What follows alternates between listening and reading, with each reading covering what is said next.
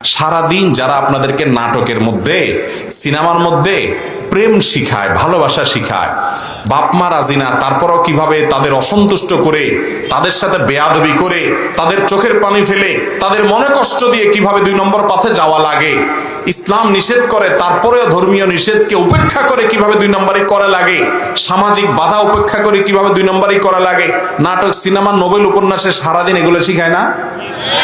যে প্রেম করে তোমাকে জয় করতে হবে, জ্বলে যাবা, পুড়ে যাবা, বাঁচাতে পারবে না কেউ, তুমি 14 গোষ্ঠী সহ ধ্বংস হয়ে যাও, তারপরও প্রেম করো, এগুলো না শিখায় সারাদিন?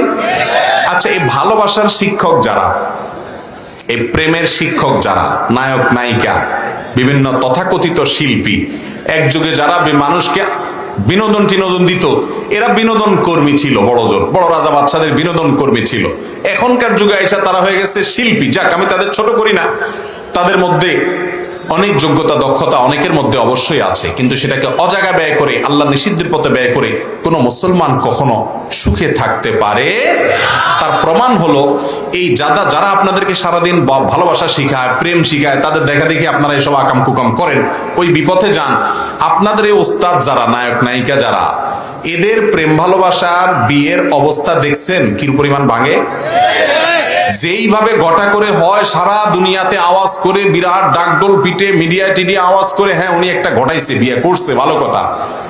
6 মাস 1 বছর অনেক সময় টিকে না, ঠিক না বেঠিক? ঠুস ঠাস শুধু ভাঙে আর ভাঙে। ভালোবাসা শিখতে চান? ওই মুরব্বী চাচা চাচিদের দেখেন, 2 নম্বর পথে যায় নাই, ভালোবাসা আঠার মতো আছে, আলহামদুলিল্লাহ।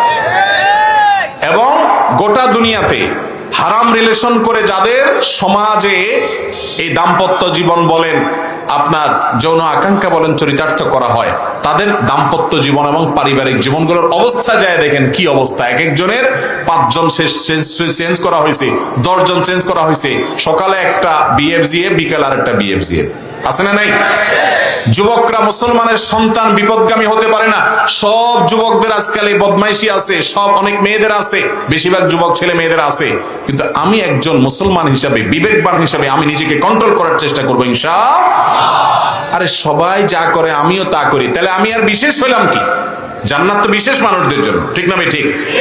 ডাইরেক্ট হয়ে যাবেন না, নিজের মেরুদণ্ডে কিছু শক্তি রাখবেন। আল্লাহ বুঝার তৌফিক দান করেন। কোন অভিভাবকের যদি ছেলে মেয়ে বিপদগামী হয়, তাদেরকে বোঝাতে হবে, প্রয়োজনে কড়াকড়ি করতে হবে, ওই 2 নম্বরের পথ বন্ধ করে দিতে হবে। কান্দাকাটি করবে, বলবে আমি মরে যাব, হান হবে, তান হবে, এত সোজা না মরণ। কথা কি বুঝাতে পারছি? হ্যাঁ, বেশি বেলাইন যদি মনে হয় যে না আসলেই কোনো অঘটন ঘটাইতে পারে, অবশ্যই তাকে যথাযথ মনিটরিং করতে হবে।